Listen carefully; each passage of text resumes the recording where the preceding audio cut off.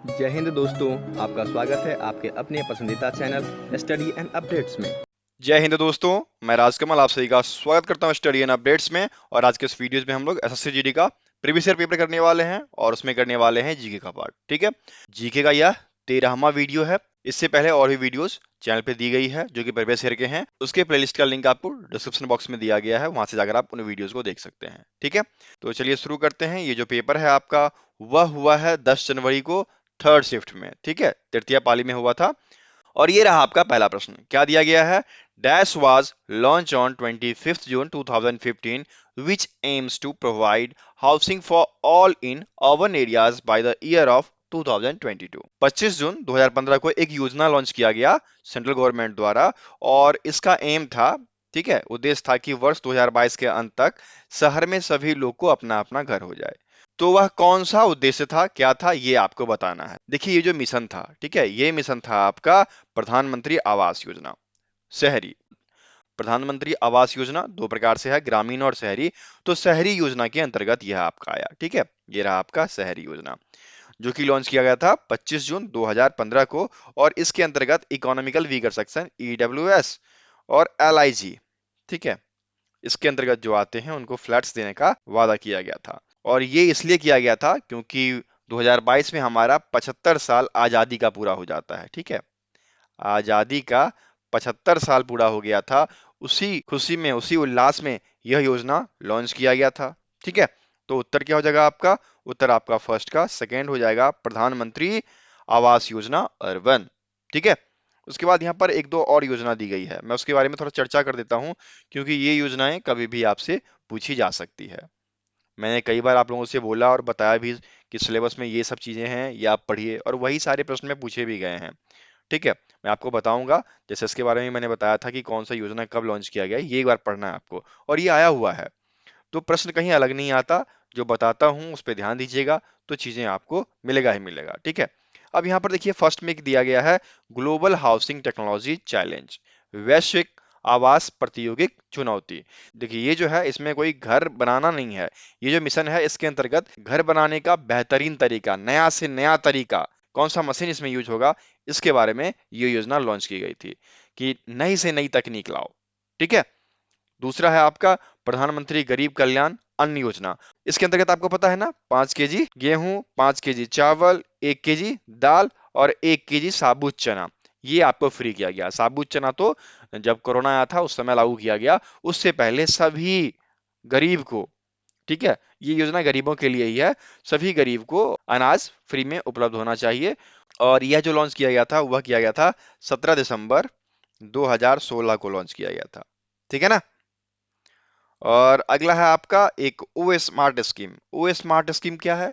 ये जो योजना है यह लॉन्च किया गया था सी के लिए, सी सर्विस के लिए। ठीक है, ओशन सर्विस जितनी होती है ना उसके लिए किया गया था, ताकि हमारा जो ओशन है उसके किनारे कैसा रहा जाए, कैसे तकनीक होगी, कैसे सफाई होगा, इन सभी चीजों के बारे में इस योजना में बताया गया है। ठीक है, ये सभी बहुत ही महत्वपूर्ण योजनाएं हैं, आप इन्हें याद रखिएगा। ओके, चलिए आगे बढ़े अब। दूसरा आपका दिया गया है which of the following countries is not a part of Lusofonia games. Lusofonia games का हिस्सा कौन सा देश नहीं है, ये बताना है। तो देखिए लुसोफोनिया खेल के अंतर्गत आपके 12 देश, ठीक है, ये आते हैं, ये हिस्सा लेते हैं। इसमें आपका अंगोला, ब्राजील, पुर्तगाल यहाँ पर दिया गया है। ठीक है, मकाऊ दिया गया है, भारत दिया गया है, श्रीलंका हो गया, ये मुख्य हैं जो कि आते हैं, लेकिन जर्मनी नहीं आता है। ठीक है, जर्मनी इसके अंतर्गत नहीं आता है। और यह जो है इंडिया में 2014 में हुआ था, गोवा में। 2014 में इंडिया में किया गया था, कहाँ पर? गोवा में किया गया था। और उस समय भारत चैंपियन भी रहा था। कुल 92 मेडल्स जो है इंडिया ने हासिल किया था, 2014 की बात है ये। ओके, तो उत्तर क्या हो जाएगा आपका? उत्तर आपका थर्ड हो जाएगा, जर्मनी जो है वह लुसोफोनिया खेल का हिस्सा नहीं है। ठीक है, चलिए आगे बढ़े अब। अगला आपका थर्ड दिया गया है, according to RBI what was the percentage of service sector in Indians GDP in 1980। RBI के अनुसार 1980 के दशक में भारत की जीडीपी में सेवा क्षेत्र की हिस्सेदारी कितनी प्रतिशत थी? देखिए जीडीपी में जो है तीन प्रकार से हिस्सेदारी होती है। अब ये तीन प्रकार कौन कौन से हैं? तो पहला जो आपका आता है वह आता है सर्विस सेक्टर। ठीक है, दूसरा जो आता है वह आपका इंडस्ट्री, और तीसरा जो आता है वह एग्रीकल्चर। ठीक है, तो आजकल क्या है, आजकल आपका सर्विस सेक्टर सबसे टॉप में चल रहा है और एग्रीकल्चर सबसे कम हो गया। ठीक है, और यहाँ पर बातचीत की गई है कि 1980 के दशक में, देखिए 1980 के दशक की बात की जाए तो ये रहा आपका 38.6। ठीक है, इस समय सर्विस सेक्टर में उछाल आई थी और 38.6 से शुरुआत किया गया और 1990 तक जाते जाते कितना हो गया था, 43.6 हो गया था। ठीक है, 43.6 हो गया था। देखिए ये जो आंकड़ा होता है वह प्रत्येक 10 वर्ष का होता है और ये जो है आपको 1949-50 इस समय जो था सर्विस का यदि बात की जाए तो 28.2 था, वही 59-60 में 32.2 हो गया और उस समय इंडस्ट्री का जो था वह था आपका 16। ठीक है, एग्रीकल्चर उसमें सबसे हाई था, एग्रीकल्चर से ही इंडिया की जीडीपी मेजर की जाती थी और उस समय था सबसे हाई 56। ठीक है, अब यदि हम बातचीत कर लें 1991 से 2000 के बीच, जो 10 साल का अंतराल होता है, 10 साल में जीडीपी मेजर किया जाता है, तो इस समय जो हाल है सबसे अधिक जो है वह सर्विस का है, 57.6%। ये काउंट होगा 2000 के अनुसार। ठीक है, 2000 के अनुसार 57.6 सर्विस का है। इंडस्ट्री की बात की जाए तो 27.6% इंडस्ट्री का है और एग्रीकल्चर की बात की जाए तो 14.8% एग्रीकल्चर का है। अभी जीडीपी में सबसे ज्यादा योगदान जो है सर्विस से आता है, उसके बाद इंडस्ट्री से और उसके बाद एग्रीकल्चर से आता है। ठीक है, तो कुल आपको 5 दशक के बारे में पढ़ना है, आप पढ़ लीजिएगा। ठीक है, बहुत ही महत्वपूर्ण प्रश्न है ये। तो उत्तर क्या हो गया, उत्तर आपका थर्ड का फर्स्ट हो जाएगा। ठीक है, 38.6%। चलिए आगे बढ़ते हैं, अब देखते हैं चौथा क्या दिया गया है। चौथा आपका है which of the following festival marks as the menstrual period of goddess Kamakhya in Assam. देखिए ये जो आपको दिया गया है देवी कामाख्या के बारे में, और यह जो त्योहार है वह गुवाहाटी में मनाया जाता है, असम के गुवाहाटी में एक कामाख्या मंदिर है वहां मनाया जाता है। और पौराणिक कथाओं के अनुसार यह माना जाता है कि जब ये फेस्टिवल होता है ना उस समय देवी कामाख्या जो है अपने मासिक धर्म से गुजर रहे होते हैं, तो इस वजह से क्या होता है कि उस समय 3 दिन मंदिर बंद रहता है, क्योंकि आप जानते होंगे हमारे पौराणिक कथाओं के अनुसार या फिर वेदों के अनुसार जब स्त्रियां मासिक धर्म में होती है तो वो अवस्था या वो समय उनके लिए अशुद्ध माना जाता है। ठीक है, तो मूल जो होता है 3 दिन का होता है, तो उस समय 3 दिन मंदिर बंद रहता है। ठीक है, और यह जो फेस्टिवल है यह फेस्टिवल अंबुबाची मेला कहलाता है। ठीक है, अंबुबाची फेयर, या फिर इसका दूसरा नाम भी है अमौती त्योहार। क्या नाम है, अमौती, अमौती त्योहार।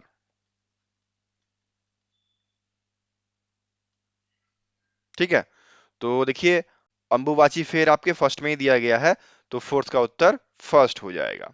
ओके, चलिए आगे बढ़े। अब देखिए पांचवा आपका दिया गया है the dash industry cover a wide range of products from transistor sets to television.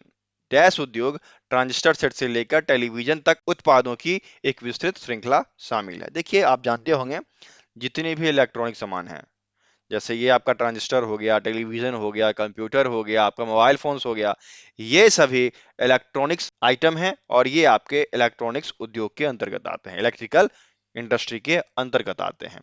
तो यहाँ पर ढूंढिए, आपके देखिए इलेक्ट्रिकल बिल्कुल 4 में दिया गया है, इसलिए 5 का उत्तर 4 हो जाएगा। ठीक है, चलिए आगे बढ़े आप।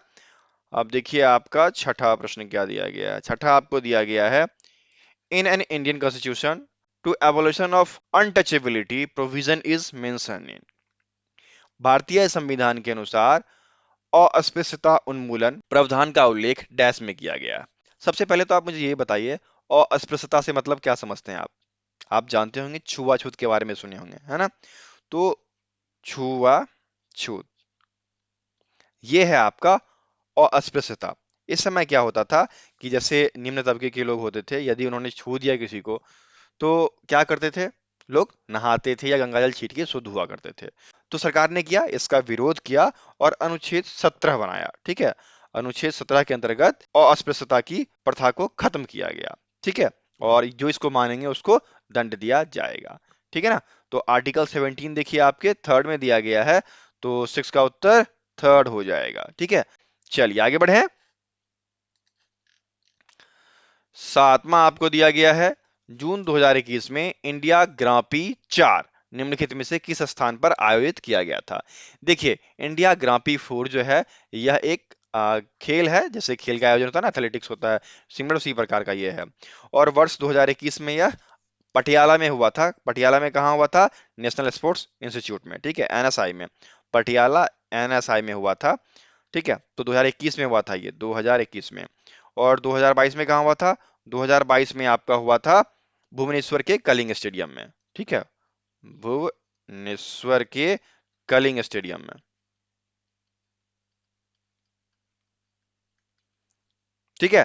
तो यहाँ पर आपसे पूछा गया 2021 के बारे में, तो उत्तर आपका पटियाला हो जाएगा जो कि 4 में है, तो 7 का उत्तर 4 हो गया, ठीक है।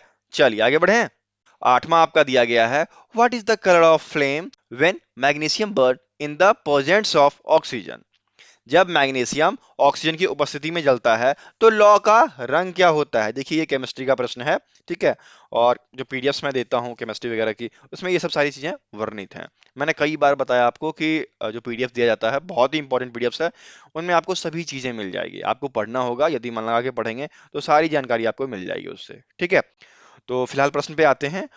तो जब मैग्नीशियम ऑक्सीजन की उपस्थिति में जलता है तो श्वेत रंग का, सफेद रंग का लौ होता है और यह चमकीला लौ होता है, ठीक है। तो देखिए सफेद आपके थर्ड में दिया गया है, इसलिए 8 का उत्तर थर्ड हो जाएगा, ठीक है। यदि किसी भी बच्चे को पीडीएफ चाहिए तो वो मुझे व्हाट्सएप कर लेंगे। हमारा व्हाट्सएप नंबर है 7979946092, ठीक है। 151 रुपीज का चार्ज है, ये ऑल इन वन चार्ज है, जिसमें आपको 2011 से लेकर 2022 तक के सभी प्रीवियस ईयर पेपर, साथ में 15 set plus 20 set plus chapter wise plus current affair, ठीक है, ये सभी चीजें दी जाती है। तो आपके लिए बहुत ही महत्वपूर्ण मटेरियल्स हो जाएगा जो आप आसानी से पढ़ पाएंगे, ठीक है। तो उत्तर क्या हो गया? 8 का उत्तर थर्ड हो गया। चलिए आगे बढ़े। अब चलिए आगे बढ़ते हैं। नाइन्थ आपका दिया गया है और इसमें कहा जा रहा है कि ये 4 ऑप्शन दिए गए हैं, इन 4 ऑप्शन में से 3 जो है आपका कोइलेंट्रेला फाइलम के अंतर्गत आता है और चौथा जो है वह इनमें से भिन्न है। तो हमें ये बताना है कि वो 3 कौन है और जो भिन्न है वह कौन है, और जो भिन्न है उसको हमें टिक करना है, ठीक है। तो देखिए मैं आपको बता दूं, ये जो कोइलेंट्रेला फाइलम है ये एक जलीय जीव है जो कि समुद्र में रहते हैं। समुद्र में आपने देखा होगा जो पत्थर होता है उस पत्थर से ये चिपके हुए होते हैं, ठीक है। तो इसके अंतर्गत आपके आते हैं जैसे कि एक जेलीफिश हो गया, कोरल हो गया, ठीक है। उसके बाद फिर आपका समुद्री कलम हो गया, ठीक है, समुद्र रत्न योगी हो गया, ठीक है, मस्तिष्क मूंग ब्रेन कोरल, ये भी इसके अंतर्गत आता है। वहीं पर लीवर फ्लूक जो है यह आपके पॉलीफाइलेटिक समूह के अंतर्गत आता है। किसके अंतर्गत आता है? पॉलीफाइलेटिक,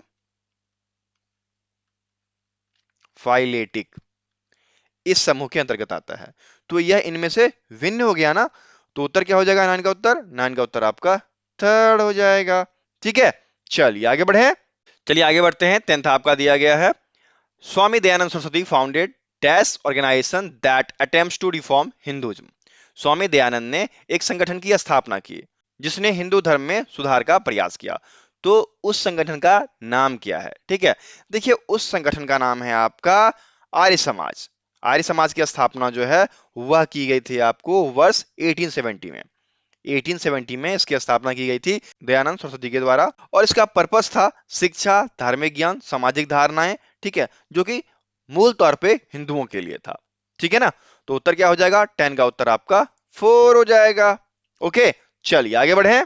11वां आपका दिया गया है, radio broadcasting in India was start in 1923 by dash. Bharat में रेडियो प्रसारण 1923 में शुरू किया गया था और यह किसके द्वारा किया गया था? देखिए 1923 में बम्बे रेडियो क्लब, यहां पर देखिए Bombay radio club, radio club of Bombay, ठीक है, इसके द्वारा 1923 में शुरू किया गया था, ठीक है, 1923 में। और वर्ष 1936 में सरकार ने क्या किया? इसे अधिकृत कर लिया, मतलब इस पे अपना अधिपत्य जमा लिया, और अधिपत्य जमाने के बाद इसका नाम चेंज करके ऑल इंडिया रेडियो रख दिया, ठीक है। और फिर वर्ष 1957 में फिर इसका नाम बदल दिया और आकाशवाणी रख दिया, ठीक है ना। तो उत्तर क्या हो जाएगा? उत्तर आपका 11 का सेकेंड हो जाएगा, रेडियो क्लब ऑफ बम्बई। ठीक है ना, समझ में आ गया? चलिए आगे बढ़ते हैं। 12 आपका दिया गया है, which of the following ruler was called the Napoleon of India because of his military achievements. निम्नलिखित में से किस गुप्त शासक को उसकी सैन्य उपलब्धियों के कारण भारत का नेपोलियन कहा गया था? देखिए ये जो है ये हैं समुद्रगुप्त, जो कि भारत के महान शासक थे, और इन्होंने अपने जीवन काल में एक भी पराजय, मतलब कभी हारे ही नहीं, सब दुनिया जीतते चले गए।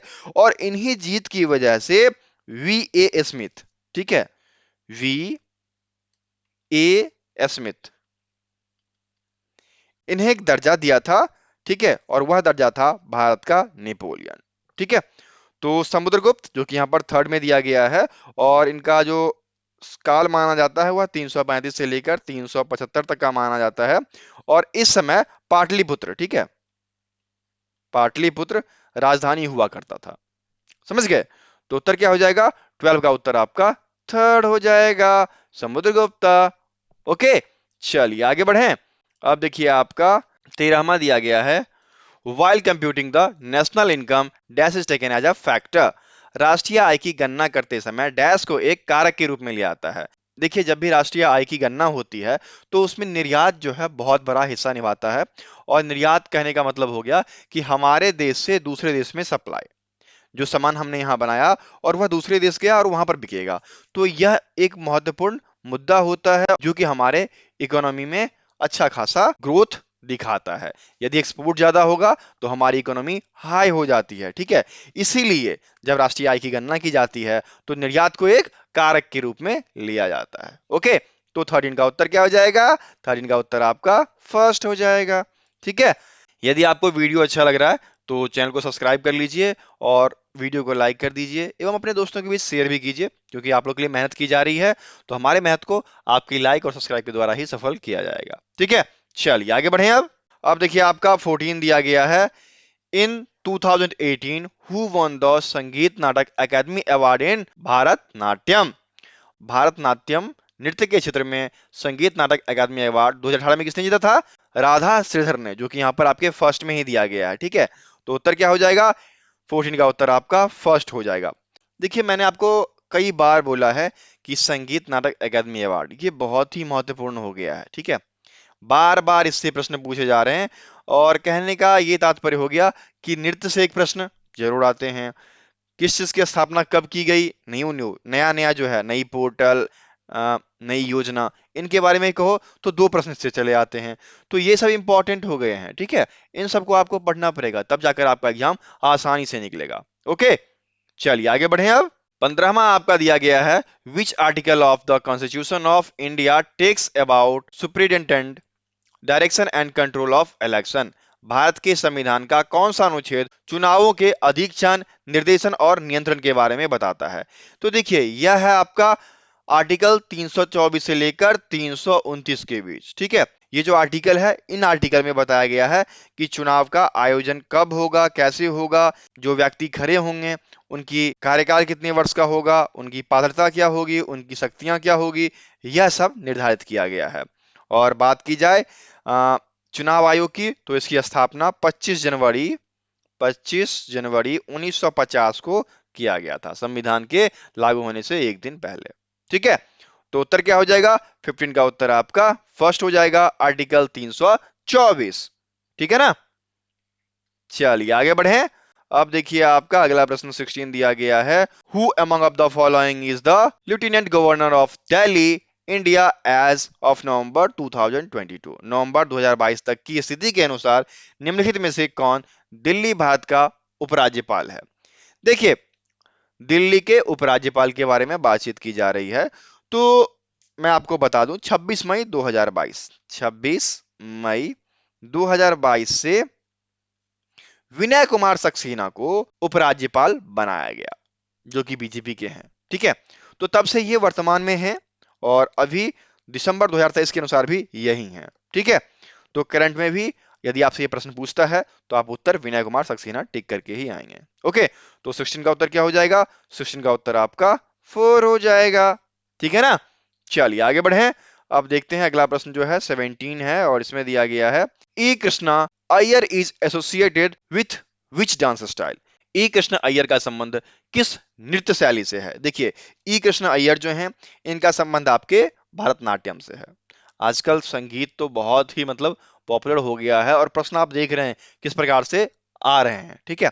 तो आपको इसी प्रकार से तैयारी करनी है। आगामी एग्जाम जो है इसमें ऐसे ही प्रश्न आएंगे। यदि जनवरी में ऐसे प्रश्न पूछे गए हैं तो 2024 में भी ऐसे प्रश्न आ सकते हैं और आएंगे ही, ठीक है? तो इसलिए इस प्रकार से तैयारी करें। तो मैं आपको बता दूं, ई कृष्ण अय्यर जो हैं यह भरतनाट्यम से जुड़े हुए हैं। इनकी जो नृत्य शैली है वह भरतनाट्यम है और ये तमिलनाडु के रहने वाले हैं, ठीक है? और इन्होंने एक एकेडमी की स्थापना की थी, उसका नाम है मद्रास संगीत एकेडमी।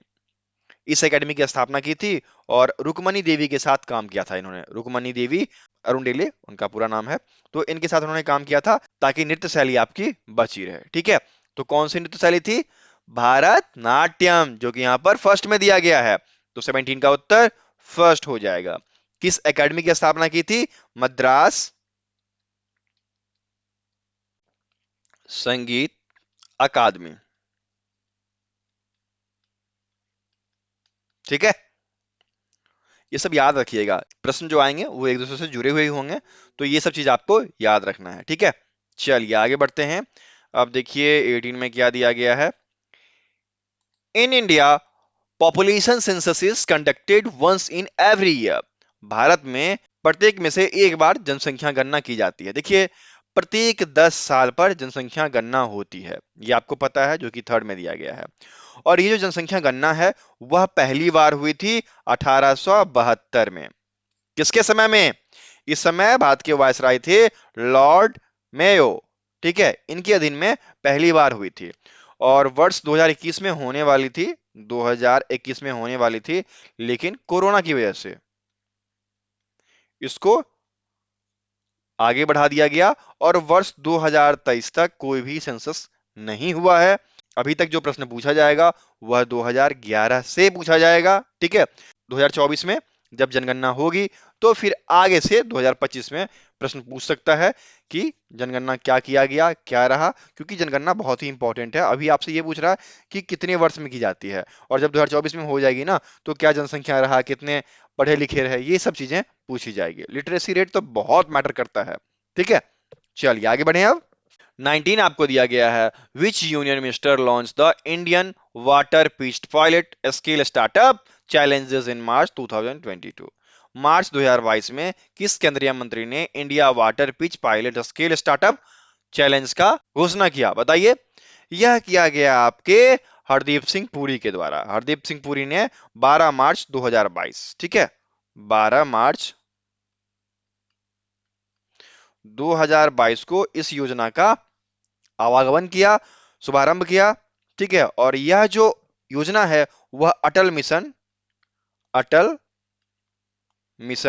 2.0 के अंतर्गत आता है, ठीक है? तो उत्तर क्या हो जाएगा? हरदीप सिंह पुरी, जो कि फर्स्ट में दिया गया है, तो 19 का उत्तर फर्स्ट हो जाएगा, ठीक है? Clear concept? चलिए आगे बढ़ते हैं। अब देखिए आपका 20 दिया गया है।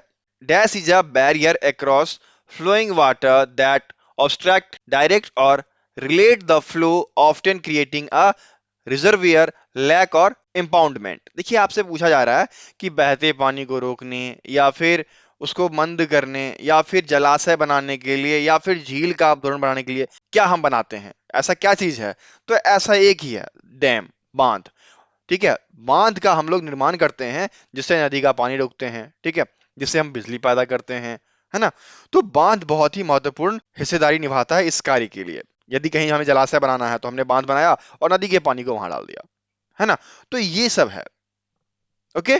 तो 20 का उत्तर क्या हो जाएगा? 20 का उत्तर आपका थर्ड हो जाएगा, ठीक है? तो इस प्रकार से 20 के 20 प्रश्न मैंने बता दिए। अब बारी है आपकी और आप आज के सवाल का जवाब दोगे और ये रहा आपका आज का सवाल। क्या है? Which of the following is a classical dance of Andhra Pradesh. निम्नलिखित में से कौन सा आंध्र प्रदेश का शास्त्रीय नृत्य है? चार ऑप्शन दिए गए हैं, कुचिपुड़ी, मणिपुरी, भरतनाट्यम, मोहिनीअट्टम। तो इन चार में से एक ऑप्शन सही है। जो आपको सही लगता है वह कमेंट बॉक्स में कमेंट करें। जितने बच्चे कमेंट करेंगे उतनी अधिक खुशी मुझे होगी, ठीक है? तो इस प्रकार से आपका आज का क्लास समाप्त होता है और जिन बच्चों को पीडीएफ चाहिए तो हमें व्हाट्सअप कर लें। हमारा व्हाट्सअप नंबर है 7979 946092, या फिर आप लोग डिस्क्रिप्शन बॉक्स में जाकर उस लिंक से देख सकते हैं कि ये पीडीएफ्स आपके पास है या नहीं। यदि है तो ठीक है, नहीं है तो आप मुझसे बाय कर सकते हैं। ठीक है, लिंक आपको सारे मिल जाएंगे डिस्क्रिप्शन बॉक्स में, आप वहां से चले जाएं। ओके, फिर मिलते हैं अगले वीडियो में, तब तक के लिए जय हिंद।